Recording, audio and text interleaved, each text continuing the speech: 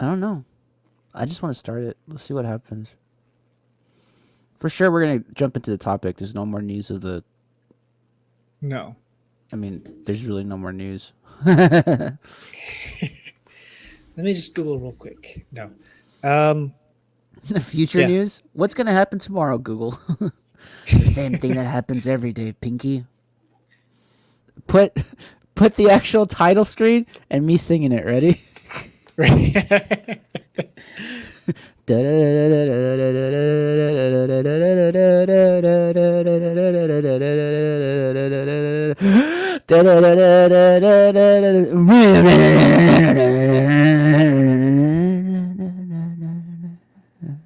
The fade out. Hey, welcome to another episode of Speak Freely.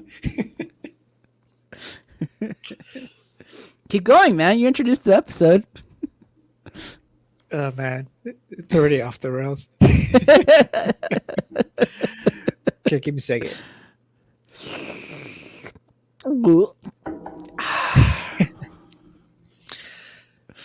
Dear listener, we are so sorry. I'm not. This is what I signed up for. This is what I was brought on for. The chaotic energy. If you were still here, I am Kuno Stars, and this is my good friend David.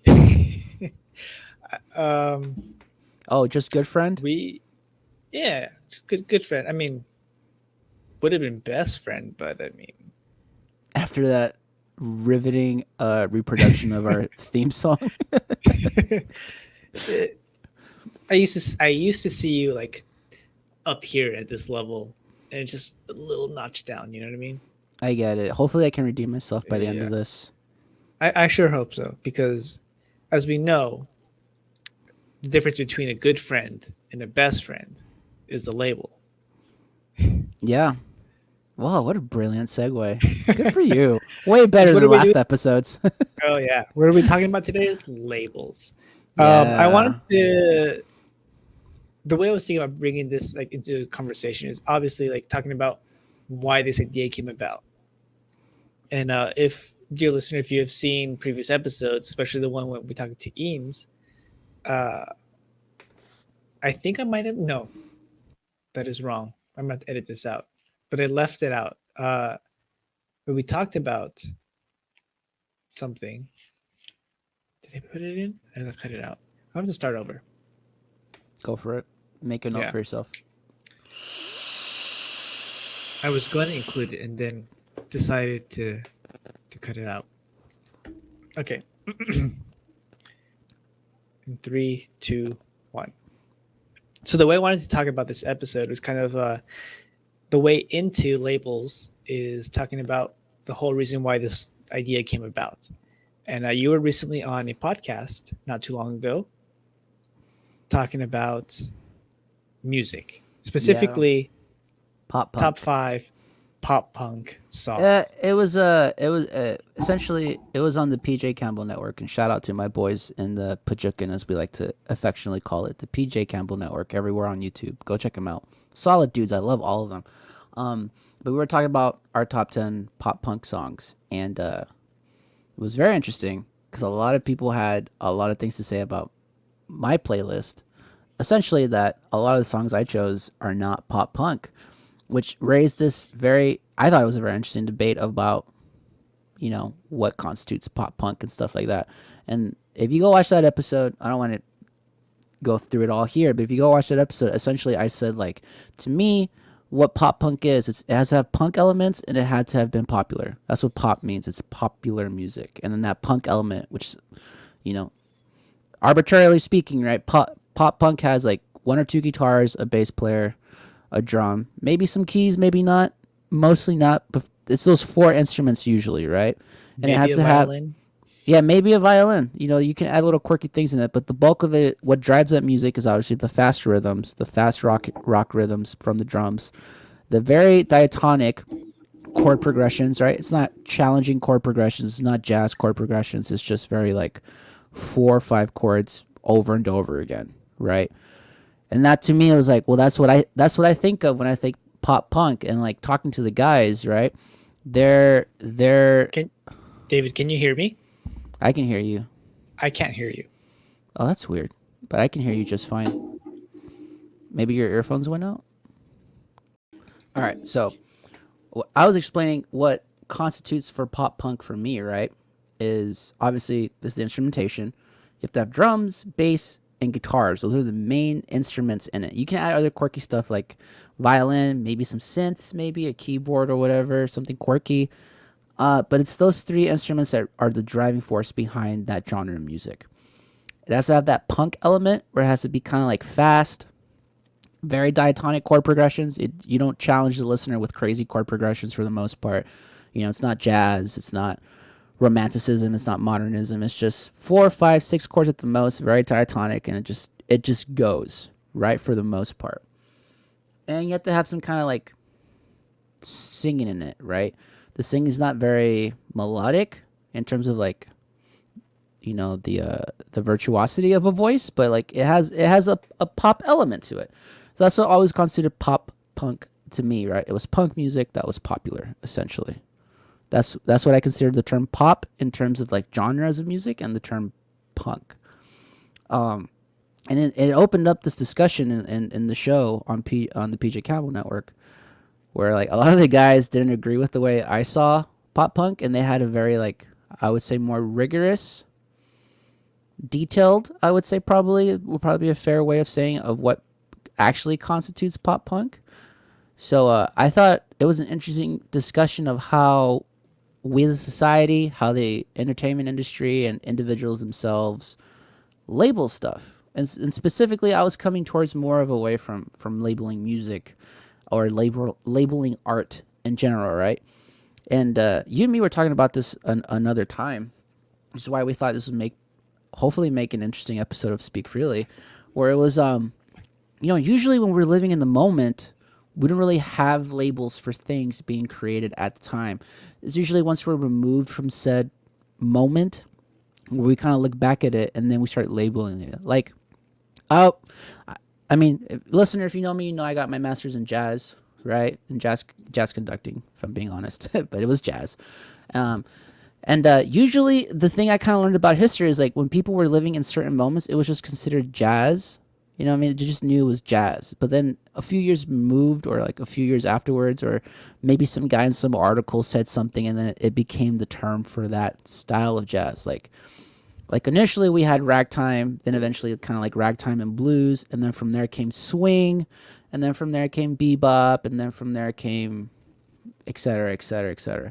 It's kind of the same thing with rock and roll, right? Like blues is the inception of rock and roll music. Then we have rock and roll music. Then we have rock, and then we have this explosion of different genres: psychedelic rock, stoner rock, speed rock, heavy rock, and now a lot of that stuff now is considered just all under the umbrella of classic rock, right? Like Jimi Hendrix, Santana, AC/DC, Led Zeppelin. A lot of people just call that classic rock. So I wanted to talk about how do we constitute labels?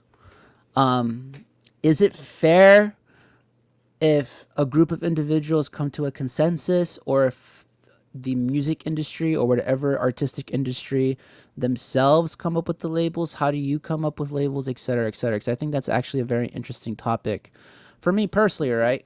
And I don't want, in case the guys listen to this, I don't want it to come off like I'm still bitter about that. I am, but I don't want it to come off as I don't want it to come off as that.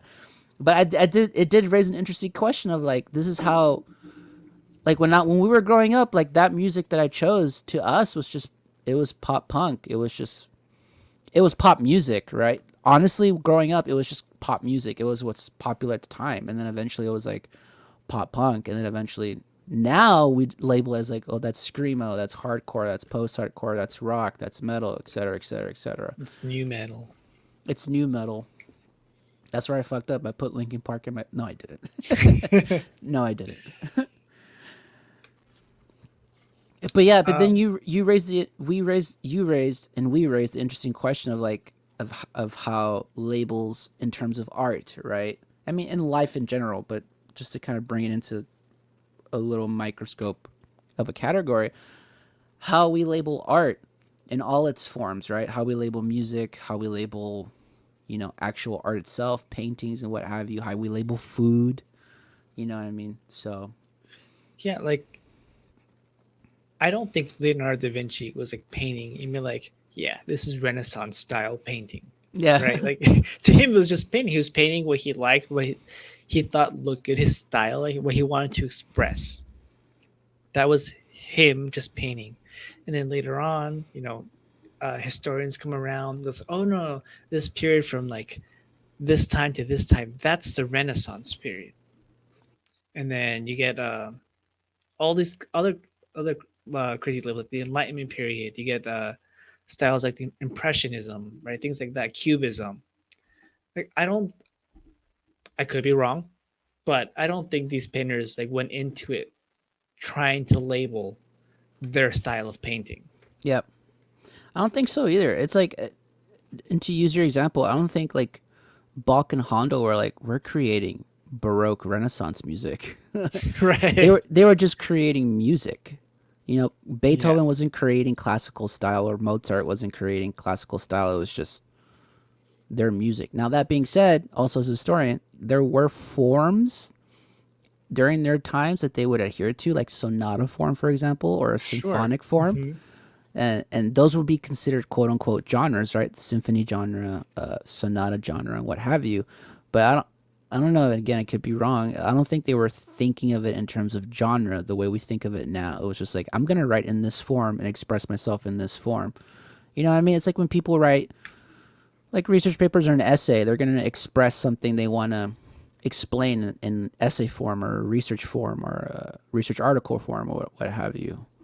And I think Right. artists nowadays just kind of think of their art as art. They don't really think of it as like, I'm expressing in this genre. I'm gonna try to create a new genre. It's just like, I just want to create. You know what I mean? So I see you Yeah. looking up something. I was just looking up like also like styles of writing. Um in terms of like let's say Emily Dickinson. Like she's known for the slant rhyme style. And I don't think she went into it thinking like, oh, I'm gonna make a slant rhyme poem. Like she Hmm. just wrote the way that she wanted to write and express herself. And then it kind of like she forms habits and patterns and that becomes a style people can copy. And like you're saying like genre today is different than like genre before. And whereas I don't think uh, people like Da Vinci or Emily Dickinson or like Bach, right? They didn't go in thinking I'm going to make this style of music. I kind of do think that people today have that in the back of their mind when they I think do that's start fair to say. creating things, right? Hmm. Um, for pop punk specifically, I don't want to say it's like unrefined music, but I don't think that was part of their like intention, if that makes No, sense. and I mentioned this in the podcast too. I was like, look, everybody, like, because someone mentioned about like it's not like intricate guitar work, and I'm like, look, no one's listening to the punk music because it's intricate guitar work. It's just chords. You know what I mean? It's like the Hmm. most basic things you can kind of learn on guitar, if we're being honest. And I'm not saying that as a slight against it. Like, but if I want to be challenged musically, I'm not listening to pop punk for that. You know what I mean? I'll Right. listen to like some jazz that I know, or I'll listen to like weird math rock that I like. I'm not going to go to Blink 182 to be like, let me be challenged musically and sonically by the same four chords. What can you do with four chords, buddy? It's like, it's pop music. It's supposed to be instantly catchy, instantly digestible. One or two listens and you automatically know what the song is. You know what I mean? And Yeah. that's where I was coming from in terms of the term pop specifically. Because when I think because like in modern times, pop music for us is like very simple, catchy, earworm music, right? Hmm. Whereas like in the 1800s, pop music for them, it was popular at the time, but now we know it as like classical or further down the line, romanticism. But Hmm. to them at the time, it was just what was popular. It was their pop music, and that's where I was coming from in terms of the term pop music. Now, does I that have a make me question. right? Yeah, go for it. Go for it. Okay, because the whole idea of like where pop punk like kind of comes from, um, I was doing a little bit of research because I was really interested in like what makes something pop punk, and the evolution actually stems from like the Beatles, right? And the fact that they had two guitarists, one playing like lead guitar, one playing more of The rhythm, the the rhythm, progression. right? Uh, and the fact that like that was like the new sound, it was cool. No one's really heard about it before. It became popular, and so you go further down the line, you get to like the whole pop punk, and like what I've read is usually that pop punk bands have two guitars for the most part. Um, but I couldn't really name any that had like specifically like two guitars, a bassist, and a drummer and a vocalist.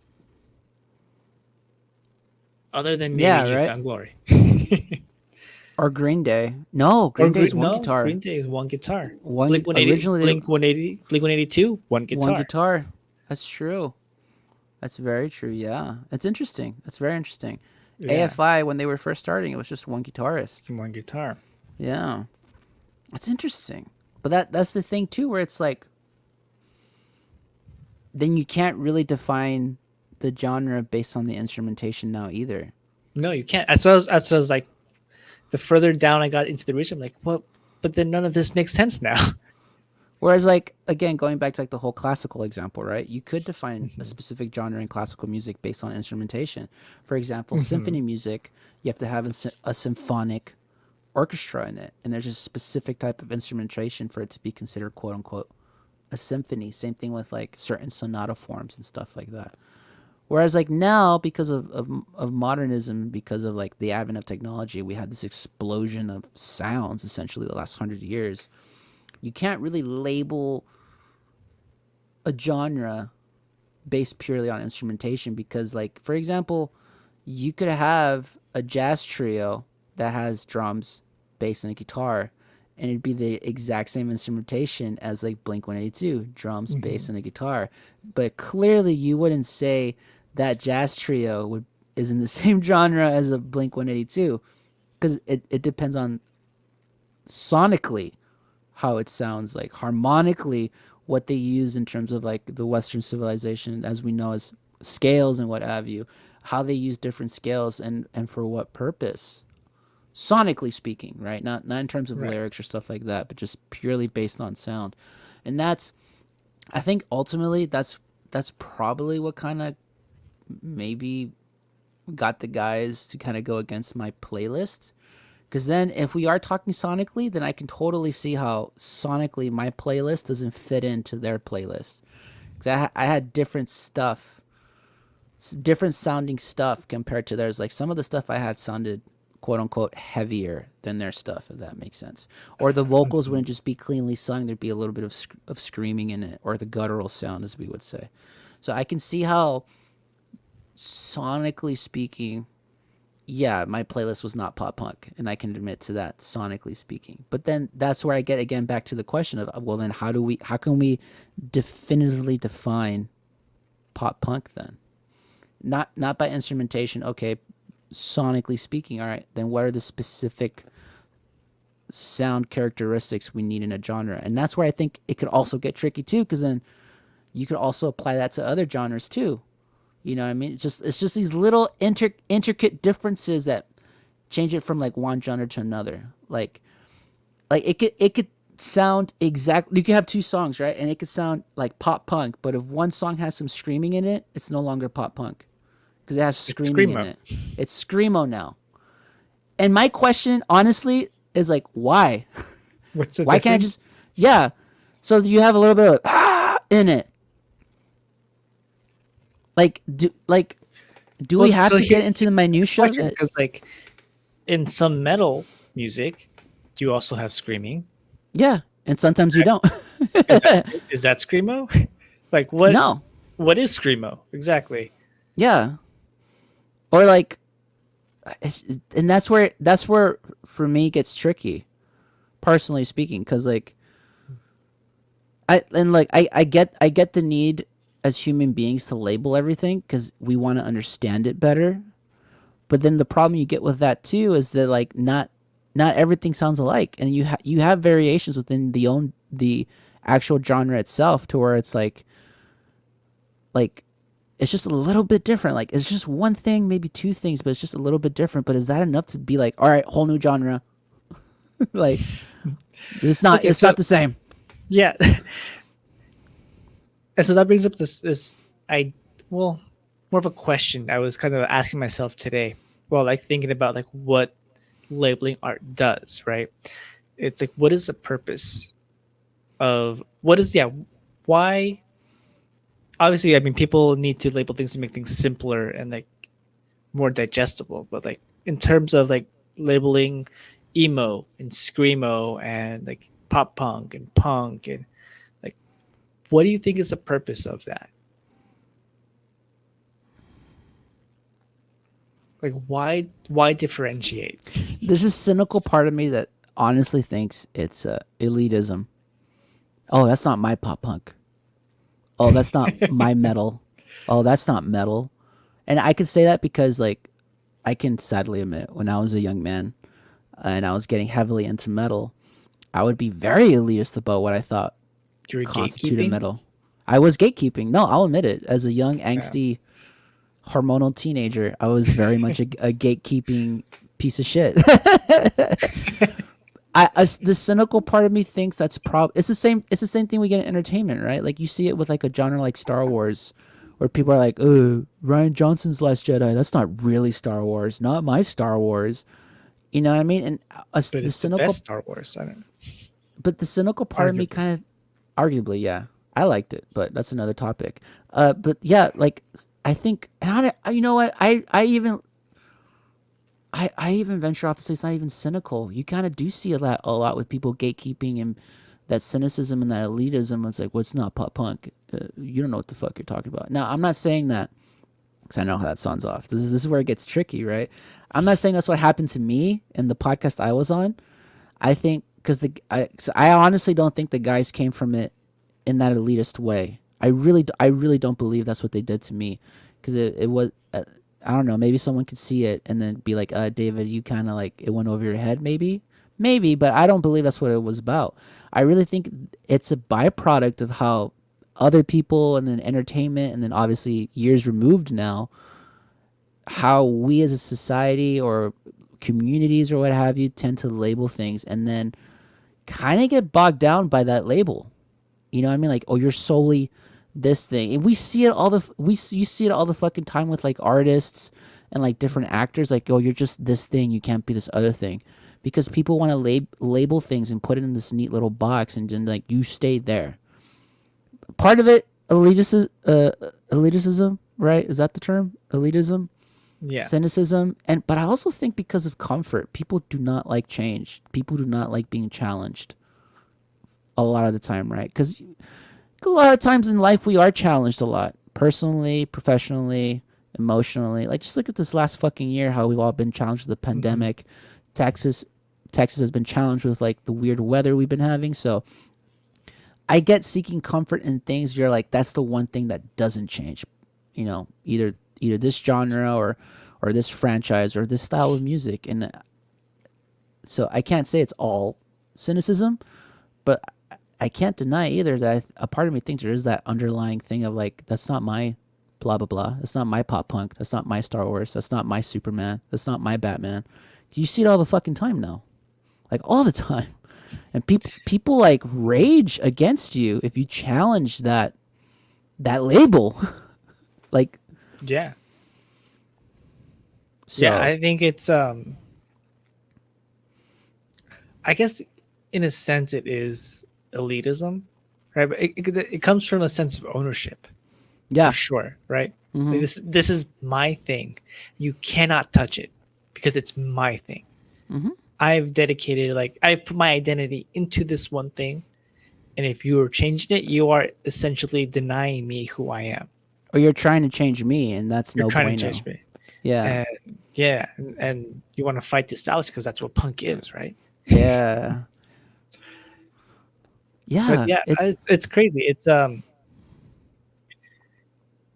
mean, in a way, if you wanted to give it like from a corporate standpoint, right? Labels help you sell things, you know, because it's like you want to reach a specific audience of a certain age group, and the way you do that is by appealing to who they are and what they like. And so by labeling something as pop punk, you're going to reach a very specific group of people that are going to shell out for you. Whereas if you just said, "Hey, it's rock," and then like it's a whole Netflix thing, right? Where like there's so many options. Like, what are you going to pick? Yeah. And in that sense, I can understand the need, at least from a marketing slash business perspective, the need for a label. Because of course, if I'm telling you, hey man, I'm writing an album. Oh, what is it? It's music. All right, but Am I style going to like wise, it? am I gonna like it? Like, just listen to it. But like, for me, that's adventurous, and that's personally what I look forward to. Because I'm one of those guys that likes to be challenged in my art. Like, I go out of my way to find art. Sometimes art that makes me uncomfortable because I like being challenged in that way. You know what I mean? I know that's not for everybody, and I'm not saying everyone should be open to it, but I do feel like there is some necessity for human beings in general to be challenged in a way to what they think something is, whether in our art or in everyday life too. That being said, I also understand the need to just be comforted. And sometimes you just want that comfort food, that comfort listen of like, I know what this is. I know what I'm expecting. That's what I want. Just give me that. So again, going back to the whole pop punk thing, like if a new project or a new band or a new something comes out, or if I write it, fuck it. Let's say I write something and I tell you specifically, Brian, hey man, I wrote a pop punk album. You're immediately going to be excited because you know that genre to a certain extent, right? Based on your love for Newfound Glory, what have you.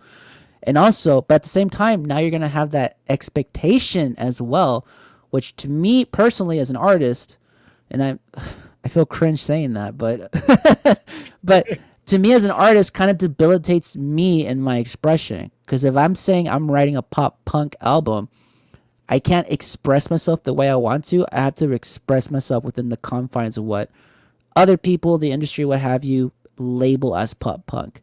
Because if I start writing something that has pop punk elements in it, but I put like, I don't know, something crazy like a string quartet, or I write a blistering solo, or I put double bass in it, you're immediately gonna go, well, that's not pop punk. You know what I'm saying? Like that'll probably be most people's reaction to it. It could literally everything else could literally sound like pop punk, like the guitars, the bass, the vocals. But the minute I put something different in it, like a blistering proggy solo, or like crazy synths, or even if I just make the bass play more notes, like the drums play more notes and put like blast beats in it, people are immediately gonna be Play like, on the first and third beats instead of the second and yeah, fourth. exactly. If I add swing in it and I start going da da da da da da da, people are gonna be like, that's not. You said pop punk, David. What the fuck are you doing? Yeah. You know what I mean? And a part of me gets it. Like I understand it. I legitimately do, because sometimes I go, if I'm going to like a metal concert or a rock festival, I'm expecting to hear what I constitute as rock or metal. If I go to that festival and I hear a fucking fusion jazz band, it's not that I may or may not enjoy it, but I'm gonna be thoroughly confused. And I was like, "You said this was Rockfest Houston. Like, what the fuck is this?" Like, you know what I mean? Why So is there a small child playing a violin by herself? what? Why is the Houston Symphonic Orchestra out here? What the fuck is going? You know what I mean? Yeah. But and this is where I could kind of admit this is purely selfish reasons. To me, because it is to me, right? I'm applying to myself. You're hindering me from just creating, which I kind of don't like. That being said, I mean, as an artist and as a professional musician specifically, you kind of have to know those terms and know those genres, because sometimes people are going to come to you and be like, write me a pop punk tune. And if you give them fucking jazz, they're going to be fucking upset at you, obviously. Because it's not creative freedom at that point. You're someone's Contracted asked. out. Yeah, thank you. Yeah, you're being contracted out for a specific purpose. So in that point, as a professional musician, at least, I need to know what those genres are. However I may feel about them, and this is the important thing too, because however I may feel about it, if my client's like, that's not pop punk, well then I have to start over again, because my client came to me for a specific reason, not for my creative endeavors. Does that make sense? Sure, I get it. It's like if Warner Brothers went to Zack Snyder and said, "I want a superhero film," and he goes, "Here, this is what I got. It's Batman versus Superman." They're like, "What the hell is this?" It's a Greek mythology. It's basically the Odyssey, but not as good. But I don't know, man. It's weird because it's even now talking to you about it. I am low key venting and also at the same time kind of like processing it, Sure. and like, and that's why I wanna be adamant just in case the boys watch this. I'm not bitter or mad at you guys. I just found it very interesting how my head works compared to like how literally everyone else's head worked in that moment. You In know what I in mean? in a way, I am very grateful because it started this whole conversation Mm-hmm. of like what what does it mean to label something, right? Um, I guess I was thinking about it because you obviously I love Newfound Glory. You talked about Newfound Glory, and one of my favorite albums is the Coming Home album, and that's like completely different than what they've ever done with all their other kinds of like music, in the way that they have like piano and they have there's one song where there's like just like a cappella like background singing, and it's not what you would think when you think of pop punk, but that album is one of my favorites. Like Coming Home is absolutely like top notch for me. Almost every, not all of them, but almost every song hits for me personally. And it's not what you think of when you think pop punk. So I have a question. How did that album do? Do you remember like the critical response to that? Yes, so it came out in like 2005, I think 2005, 2006. So it's like right at this turning point in the industry, right, where physical CDs just weren't selling the way they used to, right? But no one realized it yet. The industry didn't realize it yet, and so commercially, it looked like a failure, right, at the time. But looking back on it now, with the hindsight being 2020, it actually sold a lot of albums compared to its like contemporaries, right? It's one of the most successful albums of that year in terms of sales. Um, but at the time, it looked pretty horrible. Brian, I just got one thing to say. Don't ever say 2020 to me again, please. No, but Sorry. no, but that raises because like, okay, I was when you were saying about that and Newfound Glory, right? And by the way, everyone kind of agrees Newfound Glory is pop punk, so you're safe. but Except for that. but that's interesting because I equated to like Weezer, and when their first big album was that Blue album, right? Which you Right. can kind of argue is like a pop punk album, kind of sort of, right? That first Weezer album, and then they followed it up with Pinkerton, which Mm. arguably sounds nothing like the Blue album. It's out there sonically and what they were trying to do, and now hindsight being 2020, people love Pinkerton now, but when that album originally came out, people kind of raged against it, like this, what the hell is this? No, like people didn't like it because it was too different from what they did before. And River, I always forget how to say his last name. Kumos.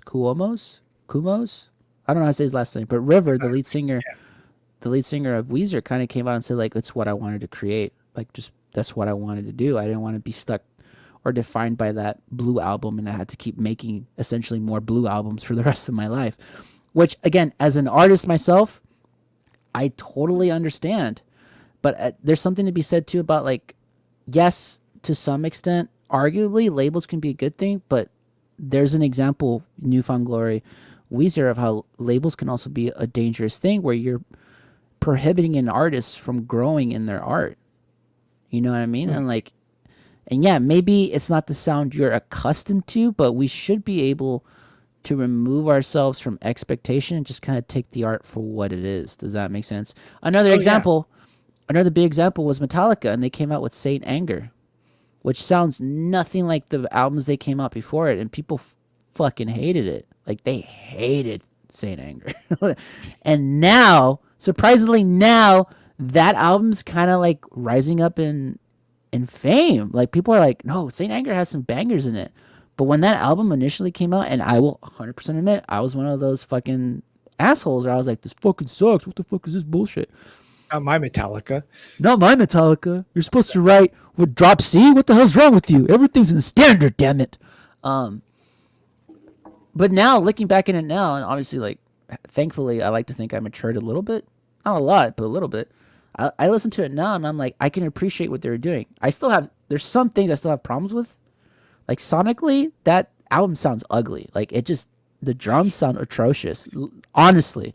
But what they're trying to do musically, harmonically, artistically, I can appreciate what they were trying to do, and they were trying to do something different, and I get it. I get how you selfishly as an artist, you just want to create what you feel like creating. So then my next question would be like, as an artist, then, especially if an artist of renown, I guess, do you have a responsibility to be beholden to your audience? Or do you just think the audience should just be along for the ride, and if you lose some along the way, oh well, that's their prerogative? Depends on what your purpose is. Like, what is your end goal, right? If you're in the art, if you're in anything specifically to be famous, then yeah, you're beholden to your audience, right? Because the audience is what makes you go. If you are in it for the craft of it, right? If you're a guitarist and you just want to play guitar, if you're an actor and all you want to do is play pretend, do whatever you want. Do whatever makes you happy. Whatever makes you satisfy that need to be artistic, you do it. And then if people come along, they come along. If they don't, they don't. Unless you have the satisfaction of knowing you've done what you wanted to do. But again, like if you're on TikTok because you want to get famous, do TikTok things. I don't know. Then that raises my question of like, wouldn't it be irresponsible to the artist's well-being to just create art for the sake of art? Like I think of Van Gogh, or if I'm speaking of like musical composers, Bartok, who arguably they died hungry and poor. It's not until after they died where people were like, oh, this was a genius. But at the time, no one appreciated them for what they were doing, and they did what you said, making art for the sake of art. But like their lives, arguably, kind of ended in tragedy, right? It's a little tragic. Like they just died poor and hungry. Van Gogh a little more so because, you know, I mean, crazy. Yeah. So that's what I mean. Is that responsible for one's own self-being, for their own health, both mentally, physically, spiritually, what have you? No, I mean, I think obviously there has to be some sort of balance, right? Mhm. You need to balance the spiritual with the physical, with the mental. And as long as you're taking care of yourself in all aspects, like the art is going to be the art, right? It's all about the purpose of what you want out of it. Yeah, and if you want to be an artist for art's sake, make sure you're taken care of financially. Maybe Right. not be an artist 24/7 then, if that's the case. Unfortunately, Yeah. yeah, unfortunately, Because that's the kind of world we live in. I know you've asked me this question before, where it's like, what do you, and when you're, I forget his name, God help me, the guy who you connected me with for the interview. He has a blog. Oh, the music without any boundaries guy? Yeah. That my dude. I'm so sorry I forgot your name. I'm like in the middle of all these thoughts right now. I don't know But if he wants his name out there, but yeah, you know what? Fair. That's probably fair. music without any boundaries. You can look that Music up. music without any boundaries. Yeah, and he asked me that question, and it kind of echoed what you asked me a while back too. Of like, what's your purpose? Like, what do you hope to achieve? And I told him like, honestly, I would like to just have a decent life, just being able to create art. Like that would be great. And I think for me, what I've had to realize about the answer to that question was there has to be some compromise from me. Like I just can't create what I want to create. You know what I mean? Because if that happens, then there's a big possibility I'll never live a well life because people just won't resonate with what I'm creating. There has to be some compromise of me creating for others in order for me to make somewhat of a living. You know what I'm saying? Yeah, Like for example, like you know me, I've never been crazy big into country music, but I've played plenty of country shows now here in Houston, Texas that have brought in a lot of eyes and ears to me and opened other doors and opportunities for me. Another big example is the Schmodown. Like a lot of stuff I create for the Schmodown, they're not things I personally want to create. They're like, you know, Christian coming to me and be like, I want you to write something that sounds like this for this person. Or I want you to write something that sounds like this for this, blah, blah, blah, blah. And I have to be beholden. Now, that doesn't mean that like I can't get creative with it. There's like things I could do within the confines of a certain genre or specific sound they might be going for that I can install my own signature into it. But it's not going to be 100% what I think it should be or sound like for a specific theme or show or have you. It comes from the initial idea comes from, you know, the big boss man. So sure. And I would equate that as an example with Robert Pattinson. Right, he did the Twilight series, got super rich, super famous, has like a lot of power in Hollywood. And then what did he do next? He made a whole bunch of like independent films, little quirky films that he wanted to make, like Water for Elephants. The most recent one he did, the Lighthouse. Right, he's done like all these weird little things that like would satisfy him as an artist, as an actor, but he did it after like the whole franchise thing. does that mean he's poor now? Because he made a Batman film. He probably spent a lot of money. No, but someone in that similar vein too. Harry Potter himself, Daniel Radcliffe, Oh yeah, he's made doing a lot of stage makes shows. He's weird whatever. films. He made Yeah. Swiss Army Man, arguably the Horns. weirdest film. Horns is another big one. Yeah, So yeah, but there's something to be said about that, where it's like you can be an artist and be confined to other people's perspectives, or in this case, labels of what an artist is, but not completely be beholden to what other people want you to do. Like if it was up to people, they'd probably want him to be Harry Potter all his life, but he's like, but I can't be that all my life. Personally, I got to be other things. And I think that's admirable. Jim Carrey is a huge example too, where it was like, you're just the funny guy, Mr. Jim Carrey. And he was like, no, I want to be taken seriously as an artist. And he started doing The Majestic, Truman Show, My 23.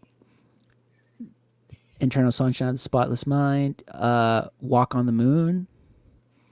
Yeah, what's the one he did with where he like played somebody pretty recently, a couple years ago? I need to look this up. Dr. Robotnik and Sonic the Hedgehog. Well, he did that for the money, I'm sure. Yeah. Where is it? Dumb and Dumber? No. It was a Netflix thing. I can't for the life of me remember. It never came into my radar. It's not even on here.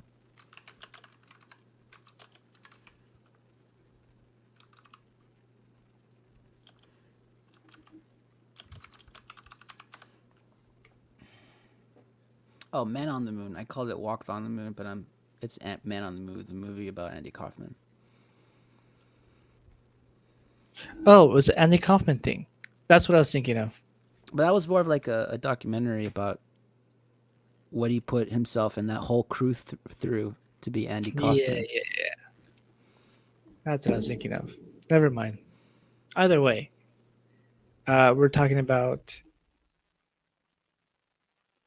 taking care of yourself, right? Making sure for example, like when like people ask me like, oh, like what do you do? Oh, I'm a chef. And they say, what's your specialty? Like, do I have to label myself as like specifically like, oh, I'm a brunch chef. Oh, I'm a fine dining chef. Like cooking is Pastry good. chef. I'm a Yeah. pastry chef. Yeah. Why can't I do a little bit of everything? Yeah, that's fair. Why not? For sure, why not? But then again, we get back into that labels discussion, right? Because like Like no one is saying you can't do that, but if you become known for one specific thing, then it gets trickier to do what you want to do. Hmm. You know what I mean? Just again, we've already listed so many fucking examples in terms of music and actors and stuff, but then there also has to be something that says like eventually you just kind of have to stop giving a shit what other people think and just kind of do what you think is right and feels right to you. Yeah. So that being said, Brian, just be a Peruvian chef. I'm working on it. I'm working on Just that. just make lomo saltados for the rest of your life. No, but that's another thing too, right? Like imagine if chefs too had to be confined to just being a specific chef. Like I just make Italian food or I just make Japanese food or Chinese food. If that was the case, we never would have gotten all this explosion of all these fusion foods, especially like in California, where like obviously the Mhm. big one I can think about is kogi. And kogi Oh, is fucking amazing, dude. The fusion of Mexican Korean and Mexican. Korean. Yeah, Yeah. it's so good. Like every time I go, you know, man. Every time I go to SoCal, I'm always like, I gotta get that kogi truck, boy. I gots to. So Yeah. I get people's initial need or reaction to label something, but I would also hope if anyone takes anything away from our discussion, I would also hope that people like, yeah, it's okay to have those, but don't be beholden to that either for yourself or for the artist. Like let there be wiggle room for expansion and creativity to either redefine the genre, explore the genre, or ultimately, yeah, create a different genre. That's fine too. But don't stick people in a box. Don't stick things in a box, essentially. That could be kind of dirty. Stick me in a box. All right. And is there anything else you want to touch upon in terms of labels? Labeling art, I should say. I feel like I got everything out of my system, but Good. So, uh, is there something you want to say to the PJ Campbell Network then? fuck you guys. No, I love them. I legitimately love everyone in that group. I hope they don't. I'm just yeah. I mean, they're on the public like Maxwell, obviously Sean, Tim, Dan, James, Gator himself, James White, Kristen, everybody in that group. I love them to death, and you know what? Like yeah, it was ultimately good that I was challenged about the notions of pop punk because I learned something about what the majority of people think. Because obviously I was the minority in that group that day, in more ways than one. If I'm being honest, no offense to you guys, it just is what it is. Um, oh boy, maybe we should edit that out.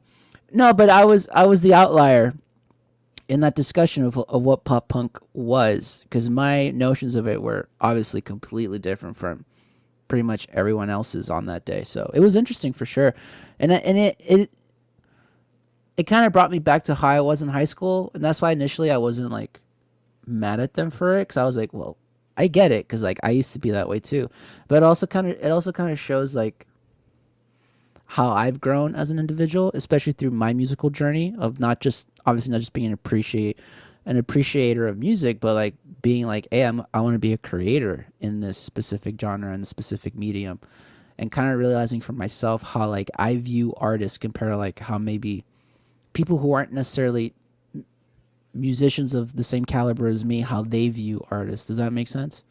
And Yeah. it was interesting to see that. It was very interesting to see how like essentially like yeah, my viewpoint is very abnormal, strange, weird, different, whatever you want to label it. Dude, I see what it's you did there. no pun intended, but now it's intended.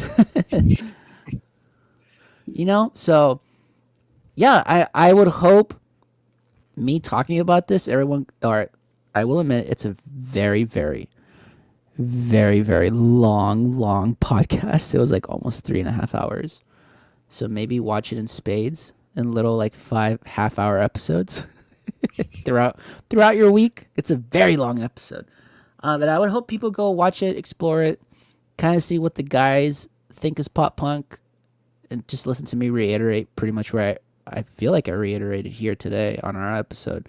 And ultimately, make up your mind for yourself. Like, if you agree with the guys, great. That's fine. I understand it. I legitimately do understand the need for that comfort of, like, I know what this thing is and just be that thing. But also, kind of, I hope that you also appreciate and are able to not be beholden to that, so that you're not yourself growing and expanding in terms of your musical taste or just your tastes and experiences in general, and you're not doing that to other people. That's my main thing. Don't make artists be beholden to your viewpoint. Just let the artist be the artist. And you can like it and not like it is fine, but don't be that guy that shits on Star Wars The Last Jedi because it doesn't fit your image of Star Wars. Like, you know what I mean? If you don't like it, great. Just don't fucking yell at other people and make other people feel bad and tell them they're not real Star Wars fans or it's not a real Star Wars thing because they like it. Same thing if it's not your genre of music, or if you don't agree with other people's perspectives of what music should be across the spectrum of different genres, perfectly fine. Just don't be an asshole about it. That's really it. Just stop. Everyone stop being assholes, please. The world's bad enough. Don't add to the badness. I'm done.